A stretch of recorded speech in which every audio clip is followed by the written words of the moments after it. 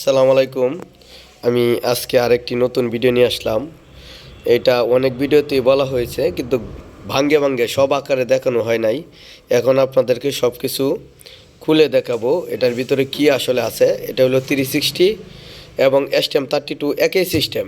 আমরা এখন এই যে এই ওয়াট মিটার থেকে আমরা একটা বাল্ব ব্যবহার করব 100 ওয়াট। এই 100 ওয়াট একটা বাল্ব ব্যবহার করার পরে আমরা দেখলাম এই 100.1 বিদ্যুৎ আমরা এই ওয়াট পাইলাম এই বাল্ব থেকে। এখন আমরা এই বাল্বটা অফ করে দেব। দেওয়ার পরে আমাদের যে ট্রান্সফরমার আছে এই ট্রান্সফরমার সংযোগ দেব। একটা ট্রান্সফরমার কত ওয়াট এই বিদ্যুৎ লস করে এটা আপনাদেরকে দেখাবো। এই ট্রান্সফরমার সংযোগ দেওয়ার পরে দেখা গেল 26.6। আবার বিদ্যুতের ভোল্টেজ এখন বর্তমান আছে আপনার প্রায় 232 ভোল্ট। আর 50 মেগাহার্টসে আছে, কিছু মেগাহার্টস কম আছে। আর এটা আমরা 0.22 এম্পিয়ার লোডে 0.22 এম্পিয়ার লোডে যাইতেছে আর কি।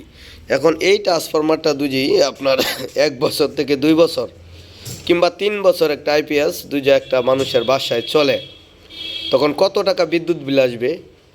এবং এখন বর্তমান প্রতি 2-1 বছর পর পরেই বিদ্যুৎ বিলের এই আপনার ইউনিটের বিল বাড়ছে। আগে 3 টাকা 2 টাকার থেকে 3 টাকা 3 টাকা থেকে 5 টাকা, এখন 10 টাকা 16 টাকা 15 টাকা ওয়াট পর্যন্ত ইউনিট পর্যন্ত আমরা বিদ্যুৎ বিল দিচ্ছি। এখন আমরা যারা ডিএসপি সাইন আইপিএসগুলা বিক্রি করি এবং বানায় দেই, এই আমাদের উদ্দেশ্য এই কথাগুলো বলা যে আমরা একটা গ্রাহককে একটা আইপিএস বানায় দিলাম, দেওয়ার পরে এই আইপিএসটা কি হলো, অনেক বিদ্যুৎ বিল লস করলো। এই জন্য আমরা নিয়ে এলাম 360 এবং STM। এই দুইটাতে ট্রান্সফরমার আইসোলেট হবে এবং বিদ্যুৎ বিল অনেকটাই সেফটি হবে। 26-27 ওয়াট 30-35 ওয়াট যে কোনো মুহূর্তে আপনার যখন বিদ্যুতের ভোল্ট বাড়বে তখন এটার ওয়াট বাড়বে। আবার বিদ্যুৎ যখন চলে যাবে আবার আসবে তখন 5-50-60 ওয়াট নেবে। তখন এগুলা অনেক ওয়াটের ব্যাপার। এই জন্য এগুলা এখন বর্তমানে এগুলা চেঞ্জ করে আমরা আপনাদেরকে দিচ্ছি 360 এবং STM32।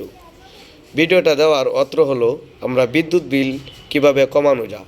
এটা দিয়ে আবার অনেক সুন্দর সিস্টেম আছে এই 360 এবং STM32।